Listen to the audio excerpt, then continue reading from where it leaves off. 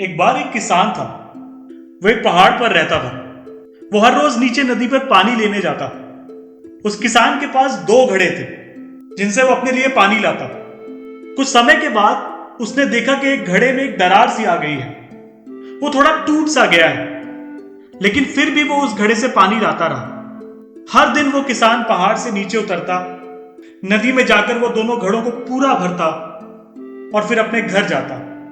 और जब तक वो घर पहुंचता, उस टूटे घड़े का पानी आधा ही रह जाता, लेकिन दूसरे घड़े में पूरा पानी होता।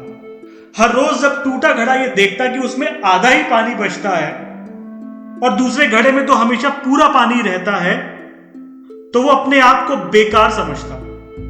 उसको लगता वो किसी काम का नहीं रहा। और ये देखकर दूसरा घड़ा अपने आप पर बहुत गर्व महसूस करता। साल बीतते गए, टूटा घड़ा अपने आप को बेकार समझता रहा। उसको ये बार बार लगता कि वो किसी काम का नहीं है, वो एक बहुत बड़ा फेलियर है। और एक दिन उसने उस किसान से कहा, मालिक, मैं अपनी कमियों के कारण बहुत शर्मिंदा हूं और इसलिए मैं आपसे माफी मांगता हूं। मैं टूट गया हूं और अब मैं किसी काम का नहीं रहा।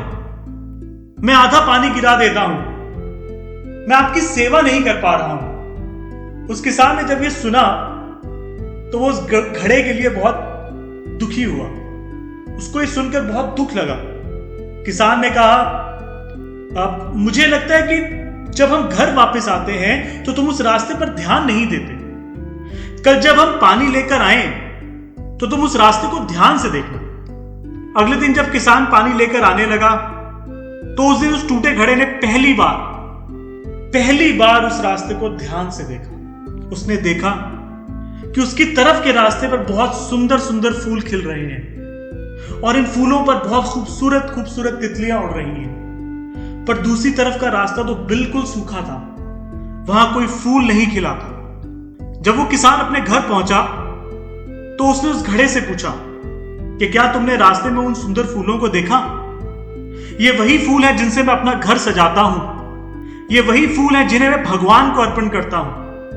और ये फूल सिर्फ तुम्हारी तरफ के रास्ते में है। मुझे हमेशा से तुम्हारे टूटे होने का पता था और जो पानी तुमसे गिरता था, मैंने रास्ते के उस तरफ सुंदर फूलों के पेड़ लगा दिए, क्योंकि जब भी मैं पानी लेकर वापस आऊं तो रोज उन पौधों को पानी मिल सके। जब ये उस घड़े ने सुना तो बहुत खुश हुआ। उसका सारा दुख, उसका सारा दर्द खुशी में बदल गया। वो ये बात समझ गया कि जिस क्रैक को वो अपनी बहुत बड़ी कमजोरी समझ रहा था, वो तो उन फूलों के लिए वरदान है। दोस्तों, इस दुनिया में हम सब अलग हैं। हम सब में कुछ ना कुछ कमियां हैं। कोई भी परफेक्ट नहीं है। हम सब की ये कमियां ही इस दुनिया को इंटरेस्टिंग बनाती हैं। तितली को ये नहीं पता कि उसके पंख कितने खूबसूरत हैं। उस तितली को ये नहीं पता कि वो कितनी खूबसूरत दिखाई देती है। पर हम इंसान जब उस तितली को देखते हैं तो हम कहते हैं, वाह कितनी खूबसूरत है। वैसे ही तुम्हें नहीं पता कि तुम में क्या अच्छाइयां हैं, तुम में क्या पॉजिटिव चीजें हैं। परंतु जो लोग तुम्हें जानते हैं उनको तुम्हारी अच्छाइयों के बारे में पता है। अगर हम अपनी कमियों का सही से उपयोग करें तो हम कुछ खोएंगे नहीं, हम सिर्फ पाएंगे। दोस्तों, जो हमारे लिए हमारी कमियां हैं, शायद वो किसी और के लिए वरदान हो।